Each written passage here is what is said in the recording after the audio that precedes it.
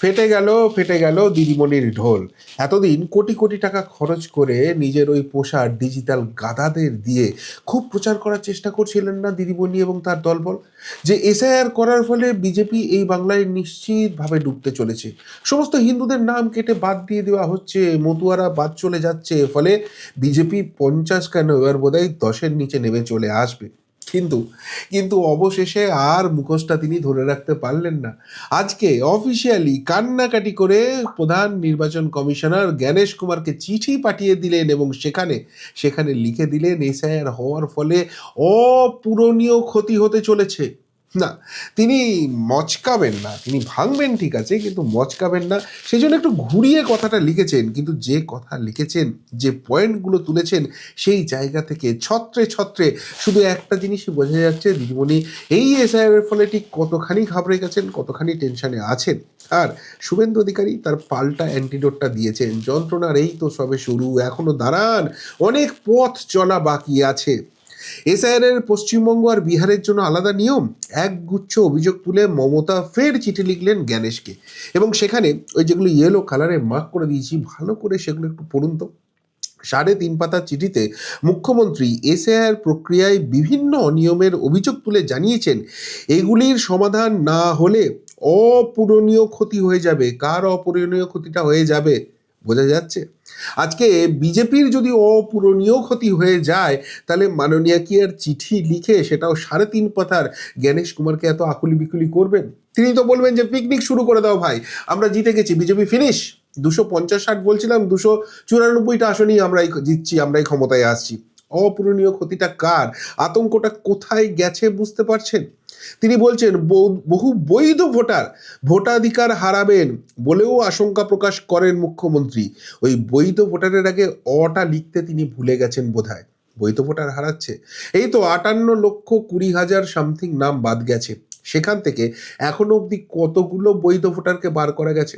গোটা রাজ্য জুড়ে খুঁজে খুঁজে 8 জন ভোটারকে বাদ দেওয়া গেছে, খুঁজে পাওয়া গেছে, যাদের নাম বাদ দেওয়া হয়েছিল বা বাদ গিয়েছিল, এবং যেগুলোকে আবার ভোটার তালিকায় তোলা হবে। এবং নির্বাচন কমিশন তো সেখানে বলছি যে ভাই, এটা ড্রাফট লিস্ট, এত বড় প্রক্রিয়া করতে গেলে একটু আধটু ভুল ত্রুটি হবেই, এবং সেই জন্যই আমরা ড্রাফট লিস্টটা প্রকাশ করছি। কোথাও কোনো ভুল হয়ে থাকলে আপনারা সাথে সাথে জানান, আমরা সেটা রেকটিফাই করে নেব। তো এই 8 জন ভোটারের মধ্যেও মাত্র 3 জনকে খুঁজে পেয়েছে দিদিমণির দল, অর্থাৎ 58,20,000 সামথিকের মধ্যে 3 জন বৈধ ভোটারকে খুঁজে পেয়েছেন।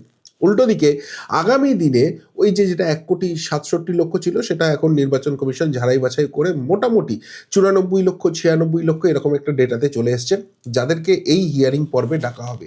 এবং এর যে একটা বিপুল অংশ আবারও বাদ যেতে চলেছে, সেইটা দিদিমণি বুঝতে পারছে, আর সেই জন্য ছটফটানি বাড়ছে। তিনি এক আধটা নয়, বেশ কিছু পয়েন্ট তুলে ধরেছেন আজকে। জ্ঞানেশকে কি কি অভিযোগ মমতার? বিহারে বৈধ পরিচয়পত্র হিসেবে বংশতালিকা গ্রাহ্য হলেও পশ্চিমবঙ্গে নয়। আরে কেন করবে এখানে বংশতালিকা গ্রাহ্য? এখানে একজন যে রয়েছে, তার বাড়ি হচ্ছে সোনারপুরে, আর তার বাবার নামটা পাওয়া গেছে, মানে ওই অবৈধ বাংলাদেশি ঢুকে গেছিল, তার বাবার নামটা পাওয়া যাচ্ছে শিলিগুড়িতে। একজনকে পাওয়া যাচ্ছে মালদাতে, তার বাবার নামটা খুঁজে পাওয়া যাচ্ছে পুরুলিয়াতে। এরকম করে কোনোদিন হয়? এই যে সব ঘোটালাটা করে রেখেছিল এত দিন ধরে, ভোটার তালিকায় যেগুলোকে চালানো হচ্ছিল, সেইগুলো সব এবার তো ধরা পড়ে যাচ্ছে। ফলে সেই জায়গা থেকে বিহার বা অন্যান্য রাজ্যে যে এসআইআর প্রসেস হচ্ছে, সেখানে কিন্তু এই ঘোটালাটা এইভাবে নেই। সেখানে ওই ডিলিটেড শিফটেড এই ভোটারগুলো পাওয়া যাচ্ছে, কিন্তু এই যে অবৈধ ভোটারকে বৈধ করে দেওয়ার যে প্রসেসটা, সেটা তো একমাত্র বাংলাতেই হচ্ছে, আর সেটা ধরা পড়ছে। সেটা ইলেকশন কমিশন একদম ঘ্যাচাং ফু করে দিচ্ছে, তাতে দিদিমণি ছটফটানি বাড়ছে। বলছে প্রথাগত বিজ্ঞপ্তি ছাড়াই কমিশন হোয়াটসঅ্যাপে করে নিত্য নতুন নির্দেশ দিচ্ছে। আরে তাতে কি অসুবিধা আছে? আজকে টেকনোলজি বদলে গেছে দিদিমণি। আপনার পুলিশ যখন আমাদের নোটিশ পাঠায়, সেটাও হোয়াটসঅ্যাপে পাঠিয়ে দেয় আজকাল। যে হোয়াটসঅ্যাপে একটা নোটিশ দিয়েছি, তোমার নামে কোনো একটা তোলাবাজ চামচা মামলা করে ফেলেছে, এফআইআর করে দিয়েছে, আমরা করেছি, এসো এসো এসো, তোমাকে জেরা করতে হবে। আদালতে নিয়ে গেলে টাস টাস করে আইনের থাপ্পড় খায়। তো হোয়াটসঅ্যাপে করেছে, আপনার প্রবলেমটা কি আছে? এখানে যদি কোনো প্রবলেম থাকে, কোর্টের দরজা তো খোলা আছে, চলে যাও মহামান্য কোর্টের কাছে। আসলে বুঝতে পারছেন যে এইভাবে হবে না। যে যে ফাঁকগুলো দিয়ে এরা গোল করার চেষ্টা করছে না, প্রত্যেকটা ফাঁককে বুঝিয়ে দিচ্ছে ইলেকশন কমিশন, আর সেই জন্য ছটফটানিটা বাড়ছে। বলছে ইআরওর অনুমতি ছাড়াই কমিশনের তথ্য প্রযুক্তি ব্যবস্থার অপব্যবহার করে ভোটারদের নাম বাদ দেওয়া হচ্ছে। এইখানেই তো মুশকিল। দিদিমণি খুব ভয় দেখিয়েছিলেন যে ইলেকশন কমিশনের কথাই কাজ করবে না, কেননা এখনো ইলেকশন ঘোষণা হয়নি। আর দুই, ইলেকশন কমিশন তো 3 মাস থাকবে, তারপর জিতে আমরা যখন ক্ষমতায় আসবো 5 বছর আমাদের আন্ডারে থাকতে হবে। ব্যাস, অনেকেই ভয় পেয়ে গিয়েছিল, অনেকেই তো আবার চটিচাটা দলদাস আছে, তো তাদের অবস্থাটা হয়েছিল যে ঠিক আছে বাবা, এত গন্ডগোলে যাওয়ার দরকার নেই, আর দিদিমণি যেরকম বলছে আমরা সেরকম করে দেবো। আর তার ফলে দিদিমণি, ভাইপোমণি সকলেই বেশ একটা ভালো জায়গায় চলে গেছিলো, মুখের মধ্যে হাসি ফুটেছিল যে যত যাই করে ফেলুক, আমাদের উন্নয়ন বাহিনী ভেতরে ঢুকিয়ে দিয়েছি, সিস্টেমের ভেতরে ঢুকিয়ে দিয়েছি। ফলে সমস্ত ওই 2 নম্বরই ঘোটালার নামগুলো থেকে যাবে, অবৈধ ভোটাররা থেকে যাবে, ফেক ভোটার, ভুতুরে ভোটার থেকে যাবে, এবং আমরা 2026-এ আবারও জিতবো। কিন্তু এখানে যে এআই ব্যবহার করা হবে এবং এআই ব্যবহার করে এই যে কারচুপিটা আছে সেটাকে ঘ্যাচাং ফু করে দেওয়া হবে, এটা দিদিমণি ক্যালকুলেশনে আনতে পারেনি। আর সেই জন্য বলছে যে তথ্য প্রযুক্তি ব্যবস্থার অপব্যবহার করে। আচ্ছা, অপব্যবহার কোথা থেকে পেলেন? অপব্যবহার প্রমাণ করুন যেটা অপব্যবহার হয়েছে। এই যে 58,20,000 বাদ গেছে, যেগুলো পরে বাদ যাবে সেগুলো পরে বাদ যাবে, এই 58,20,000-এর মধ্যে কোনটা অপব্যবহার হয়েছে?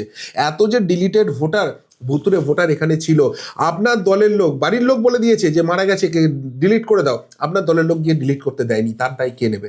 আজকে সেইগুলো হচ্ছে বলে গায়ে খুব জ্বালা ধরছে না? আর ভুতুরে ভোটার দিয়ে জেতা যাবে না। বলছে ভোটারদের নির্দিষ্ট কারণ না জানিয়েই শুনানিতে ডাকা হচ্ছে। ইলেকশন কমিশনকে বুঝে নিতে দিন না, ইলেকশন কমিশন বুঝে নেবে কি কারণে ডাকছে কি কারণে ডাকছে না। আপনার মাতব্বরি করার কি আছে?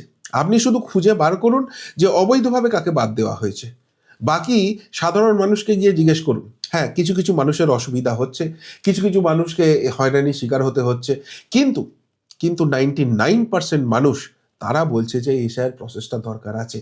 না হলে এই যে বাংলাদেশি আর রোহিঙ্গাগুলোকে আপনার ভোটার হিসেবে ঢুকিয়ে দিয়ে রাজ্যটা সর্বনাশ করে দিয়েছেন, দেশটার ন্যাশনাল সিকিউরিটিকে একদম স্টেকের মধ্যে ফেলে দিয়েছেন, সেই জায়গাটাকে ক্লিন আপ করা যাবে না? শুনানির সময় কোনো কোনো নথি লাগবে তা ভোটারদের জানানো হচ্ছে না, আবার নথি জমা পড়ার কোনো প্রমাণপত্রও দেওয়া হচ্ছে না। আবারও বলছি, ইলেকশন কমিশনকে বুঝতে দিন ওখানে কি আছে, নথি কোন কোন নথি লাগবে, কি লাগবে না লাগবে, সে তো ভোটাররা বুঝে নিচ্ছে। এখনো অবধি কোনো ভোটারকে তো দেখলাম না বেরিয়ে এসে বলছেন যে আমাকে এই নথি চাওয়া হয়েছিল এবং সেটা আমার হাতের কাছে ছিল না, বা ইলেকশন কমিশন আগে থেকে যে নথিগুলো বলে দিয়েছে তার বাইরে অন্য কোনো নথি আমার কাছে ডিমান্ড করা হয়েছে, কিচ্ছু তো শোনা যাচ্ছে না। তাহলে আপনার ছটফটানিটা কিসের? বলছে বহু ভোটার 20-25 কিলোমিটার দূরের অতিক্রম করে শুনানিতে যোগ দিতে বাধ্য হচ্ছেন। 20-25 কিলোমিটার কেন, 200 কিলোমিটার হলেও যেতে হবে। এটা দেশের কাজ চলছে। আপনার পুলিশ যখন ফলস কেস করে আমাদের এগেনস্টে, তখন মাথায় থাকে না? এই এই এই ধ্যাসটামিটা করার জন্যই তো আপনার পুলিশগুলো করে। মাটিগড়া, শিলিগুড়ি, ওইখান থেকে কেস করান আমাদের নামে, ফলস কেস, কোনো মেরিট নেই। আদালতে গেলে সেগুলো কোয়াশ হয়ে যায়, থাপ্পড় খেয়ে যান, তারপরে লজ্জা থাকে না, নির্লজ্জের মতো করেন। আর আজকে 20 কিলোমিটার 25 কিলোমিটারের জন্য আপনার এত কষ্ট হচ্ছে? 20 কিলোমিটার 25 কিলোমিটার দূরে গিয়ে তো মানুষকে মামলাও করতে হয়। আজকে সবাইকে তো ডাকা হচ্ছে না, যাদের যাদের অনিয়ম আছে একজনে এসে বলুক যে আমার সমস্ত কিছু ঠিক ছিল, তা সত্ত্বেও আমাকে ডাকা হয়েছে। কোথাও না কোথাও গণ্ডগোল আছে, সেই জন্যই তো ডাকা হচ্ছে। সারা পশ্চিমবঙ্গে 7,66,00,000 নাম ছিল, সেইখান থেকে 58 লক্ষ নাম বাদ গেছে। বাকি এই 7,08,00,000-এর মধ্যে ওই সব মিলিয়ে 1,00,00,000 লোককে ডাকা হবে, সেটা কতটা পার্সেন্টেজ আসছে? তো এই কাজটুকুনি করতে হবে না? এনুমারেশন পর্বে বিএলওরা সক্রিয়ভাবে অংশ নিলেও শুনানি পর্বে তাদের অংশ নিতে দেওয়া হচ্ছে না। এখানেই তো আমরা সব থেকে বেশি ঘাবড়ে যাওয়ার কারণটা হয়েছে।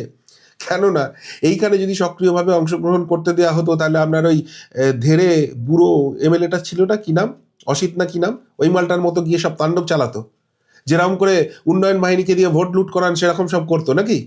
তারা গিয়ে তাণ্ডব করতো, আর শুনানি পর্বটাই পুরো ঘেটে ঘ হয়ে যেত। বলতো দেখো আমাদের উপর এরকম চাপ দিচ্ছে, আমরা ভালো করে চেক করতে পারিনি, সেই জন্য হয়ে যাচ্ছে। হবে না, ওইসব 2 নম্বরই করে হবে না। যা কিছু ডকুমেন্টস আছে সমস্ত স্ক্যান করে সেন্ট্রাল ইলেকশন কমিশনের কাছে চলে যাচ্ছে, সেইখান থেকে এআই দিয়ে ভেরিফাই হচ্ছে। বিএলএ ফিএলএ এইসব দিয়ে দাঙ্গা হাঙ্গামা করে কোনো লাভ হবে না। আলটিমেট কাজটা কাজের মতো করেই হবে। এসআইআর ক্রিয়ার সঙ্গে যুক্ত আধিকারিকদের গুরুত্বপূর্ণ সাংবিধানিক দায়িত্ব থাকলেও তাদের যথাযথ প্রশিক্ষণ দেওয়া হয়নি। যথাযথ প্রশিক্ষণ দেওয়া হয়নি, প্রত্যেকটা জায়গায় প্রশিক্ষণ দেওয়া হয়েছে। আর এই প্রশিক্ষণ দেওয়া হয়েছিল বলে আপনার খুব রাগ হয়েছিল। এসআইআর শুরুর আগে চিৎকার করেছিলেন না, আপনাকে না জানিয়ে কেন ট্রেনিংয়ে ডাকা হয়েছিল? তারপর জোর করে তাদেরকে সব ট্রান্সফার করা শুরু করে দিয়েছিলেন এসআইআর প্রসেসটাকে ঘেঁটে দেওয়ার জন্য, মনে নেই? প্রতি পদে বাধা দেওয়ার চেষ্টা করছেন, আর আজকে এইসব ন্যাকামি হচ্ছে। আসলে মূল উদ্দেশ্য একটাই, যে করে হোক এসআইআর প্রসেসটাকে স্টপ করতে হবেই। কেননা যেভাবে এগোচ্ছে, যেভাবে চারিদিক আটঘাট বেঁধে ইলেকশন কমিশন এগোচ্ছে, তাতে একটা বড় সংখ্যক নাম বাদ যাওয়া থেকে কিছুতেই আটকানো যাবে না। আর এই জাল ভোটটা, এই ভুয়ো ভোটটা যদি না থাকে 2026 পার করা যাবে না। আর সেই জন্য এত কান্নাকাটি, সেই জন্য বলতে হচ্ছে অপূরণীয় ক্ষতি হয়ে যাচ্ছে।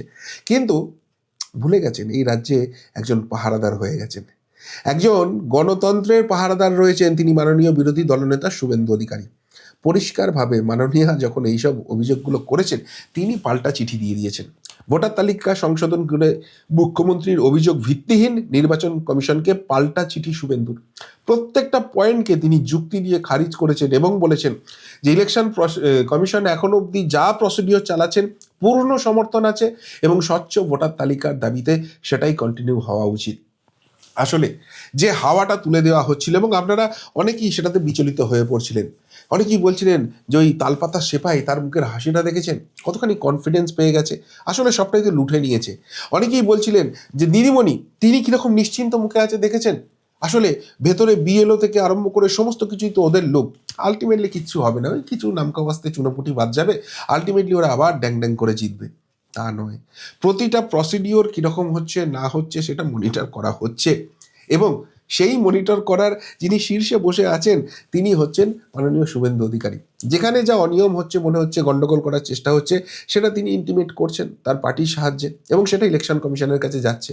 ইলেকশন কমিশন সেগুলো ভেরিফাই করে দেখছে যে সত্যি এর মধ্যে বাস্তবতা আছে কিনা, যুক্তি আছে কিনা, এবং যদি থাকে তাহলে সেগুলো রেকটিফিকেশনের ব্যবস্থা করা হচ্ছে। আর যত সেটা করা হচ্ছে, দিদিমণি স্পষ্ট বুঝতে পারছেন পালাবার পথ নাই, আর 26-এ কোনো রক্ষা নাই। এবার অন্তর্জনী যাত্রাটা আসন্ন হয়ে যাচ্ছে, আর সেই জন্য এত ছটফটানি হচ্ছে। সেই জন্য এতদিন যে প্রচারটা করা হচ্ছিল সেখান থেকে 180 ডিগ্রি ঘুরে যেতে হচ্ছে এবং বলে দেওয়া হচ্ছে অপূরণীয় ক্ষতি হতে চলেছে এসআইআর এর ফলে। যারা আপনারা এখনও চিন্তিত আছেন তাদেরকে একটা কথাই বলবো, এসআইআর প্রসেস শেষ হয়নি। 14ই ফেব্রুয়ারি ফাইনাল লিস্ট বেরোবে, এরা বেশি বেগরবাই করলে আরও সময় লাগবে, কোনো চিন্তা করার কোনো কারণ নেই।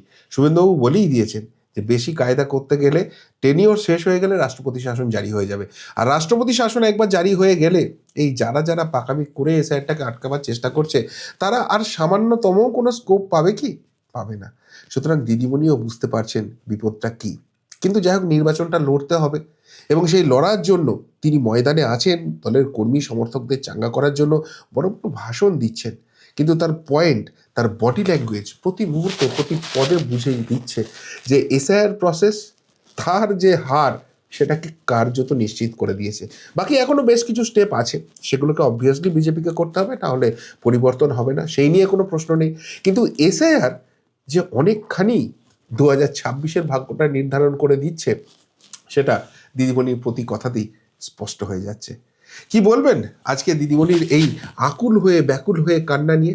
যদি কিছু বলার থাকে অবশ্যই কমেন্ট বক্সে কমেন্ট করে জানাবেন। এখনকার মতো এখানেই শেষ করলাম, ফেরত আসছি নতুন প্রতিবেদন নিয়ে খুব তাড়াতাড়ি। ভালো থাকবেন, সাথে থাকবেন, পাশে থাকবেন। নমস্কার।